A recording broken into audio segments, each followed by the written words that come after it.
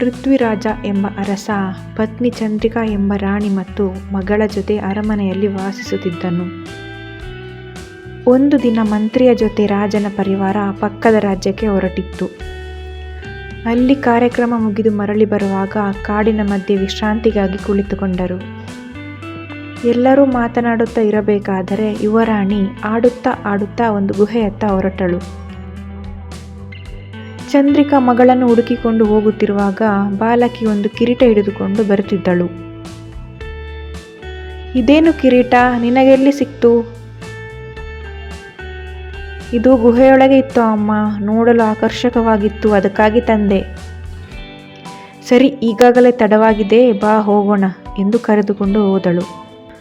ಅರಮನೆಗೆ ಹೋದ ಮೇಲೆ ರಾಜ ಕಿರೀಟವನ್ನು ನೋಡಿ, ಅರೆ, ಇದು ನೋಡಲು ನನ್ನ ತಾಯಿಯ ಕಿರೀಟ ಇದ್ದ ಹಾಗೇ ಇದೆ. ಹೌದು, ಇದು ನನ್ನ ತಾಯಿಯದ್ದೇ ಕಿರೀಟ.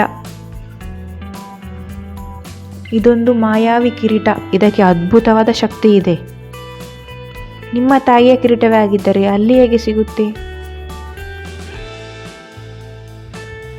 ಈ ಕಿರೀಟಕ್ಕಾಗಿಯೇ ನನ್ನ ತಾಯಿಯನ್ನು ಮಾಟಗಾರ್ತಿಯೊಬ್ಬಳು ಅಪಹರಿಸಿದ್ದಳು.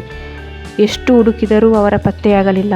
ಕೊನೆಗೆ ಕಾಡಿಗೆ ಸೌದೆಗೆ ಹೋದ ಕೆಲವರು ನನ್ನ ತಾಯಿಯ ಮೃತದೇಹ ತಂದುಕೊಟ್ಟರು ಎಂದು ಕಣ್ಣೀರಿಟ್ಟನು.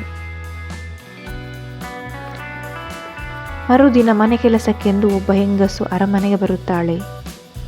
ಅವಳ ವಿಚಿತ್ರ ನಡವಳಿಕೆಯನ್ನು ಕಂಡು ರಾಣಿ ಪ್ರಶ್ನಿಸುತ್ತಾಳೆ, ನಿಜ ಹೇಳು, ಯಾರು ನೀನು?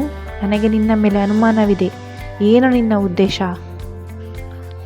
ಅವಳು ತಕ್ಷಣ ನಿಜ ರೂಪಕ್ಕೆ ಬಂದಳು. ಆಕೆ ಬೇರೆ ಯಾರೂ ಅಲ್ಲ, ರಾಜನ ತಾಯಿಯನ್ನು ಕೊಂದ ಮಾಟಗಾತಿಯಾಗಿದ್ದಳು. ನಾನು ಮಾಟಗಾತಿ, ನನ್ನ ಕಿರೀಟವನ್ನು ನೀನು ಕದ್ದು ತಂದಿದ್ದೀಯಾ? ಅದನ್ನು ನನಗೆ ಕೊಟ್ಟು ಬಿಡು, ಇಲ್ಲವಾದರೆ ನಿನ್ನನ್ನು ಸಾಯಿಸುತ್ತೇನೆ. ಅದು ನನ್ನ ಅತ್ತೆಯವರ ಕಿರೀಟ. ನೀನು ಅತ್ತೆಯವರನ್ನು ಅಪಹರಿಸಿ ಅವರನ್ನು ಕೊಂದು ಕಿರೀಟವನ್ನು ಕದ್ದಿದ್ದೀಯಾ. ನಮಗೆ ಸೇರಬೇಕಾದ ಸ್ವತ್ತು ನಮಗೆ ಸಿಕ್ಕಿದೆ, ಅದನ್ನು ನಿನಗೆ ಕೊಡುವ ಮಾತೇ ಇಲ್ಲ. ಕೋಪಗೊಂಡ ಮಾಟಗಾತಿ ಚಂದ್ರಿಕಾಳನ್ನು ಅಪಹರಿಸಿಕೊಂಡು ಹೋಗಿ ಪಂಜರದಲ್ಲಿ ಬಂದಿ ಮಾಡುತ್ತಾಳೆ. ತಾನು ಚಂದ್ರಿಕಾಳ ರೂಪ ಧರಿಸಿ ಮರಳಿ ಅರಮನೆಗೆ ಬರುತ್ತಾಳೆ. ಅಡುಗೆ ತಯಾರಿಸಿ ರಾಜನಿಗೆ ಊಟಕ್ಕೆ ಕರೆದಳು ಮಾಟಗಾತಿ. ಊಟ ಮಾಡಬೇಕಾದರೆ ಅಡುಗೆಯ ರುಚಿಯಲ್ಲಿ ವ್ಯತ್ಯಾಸವನ್ನು ಕಂಡು ರಾಜನಿಗೆ ಅನುಮಾನ ಬಂದಿತ್ತು. ಇದು ಚಂದ್ರಿಕಾಳ ಕೈ ರುಚಿ ಅಲ್ಲವೇ ಅಲ್ಲ, ಯಾರು ನೀನು? ನಿನ್ನ ಮೇಲೆ ಅನುಮಾನ ಬರುತ್ತಿದೆ. ಆಗ ಮಾಟಗಾತಿ ತನ್ನ ನಿಜ ರೂಪಕ್ಕೆ ಬಂದಳು. ನೀನಾ? ನನ್ನ ತಾಯಿಯನ್ನು ಕೊಂದಿದ್ದು ಅಲ್ಲದೆ ಮತ್ತೆ ಯಾರನ್ನು ಕೊಲ್ಲಲು ಬಂದಿದ್ದೀಯಾ? ಚಂದ್ರಿಕಾ ಎಲ್ಲಿ? ಚಂದ್ರಿಕಾಳನ್ನು ನಾನು ಸೆರೆಮನೆಯಲ್ಲಿ ಇಟ್ಟಿದ್ದೇನೆ. ಅವಳನ್ನು ಬಿಡಬೇಕಾದರೆ ನನ್ನ ಕಿರೀಟ ನನಗೆ ಕೊಟ್ಟು ಬಿಡು.